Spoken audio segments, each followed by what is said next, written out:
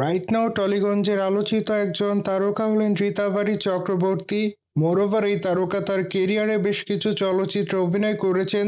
সেখানে অবশ্য তার অভিনয় তার অনুরাগীদের কাছে ভালো লেগেছে। অন্যদিকে এই নায়িকাকে সর্বদাই সোশ্যাল মিডিয়ায় দেখা যায়। সেখানে অবশ্য এই নায়িকা তার প্রতিদিনের আপডেট শেয়ার করেন, কিন্তু মাঝে মাঝে লাস্যমী রূপে ক্যামেরার সামনে ধরা দেয়। মোরওভার এই জন্য অবশ্য দর্শকদের মাঝে আলোচনায় থাকেন এই নায়িকা।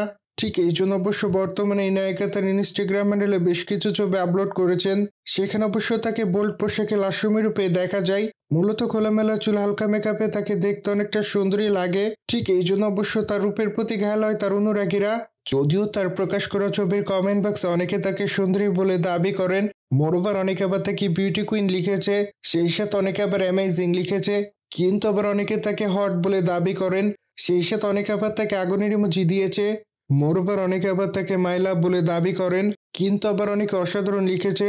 সুতরাং যাক, সবকিছু মিলে বর্তমানে এই তারকা দর্শকদের মাঝে এভাবে আলোচনায়। অন্যদিকে বর্তমানে এই তারকার হাতে বেশ কিছু চলচ্চিত্রের কাজ আছে। ঠিক এই জন্য অবশ্যই এই তারকা সে সকল চলচ্চিত্রের শুটিং এর কাজ শুরু করেছেন। যদিও চলচ্চিত্রের শুটিং এর ফাঁকে এই তারকাকে সোশ্যাল মিডিয়ায় দেখা যায়।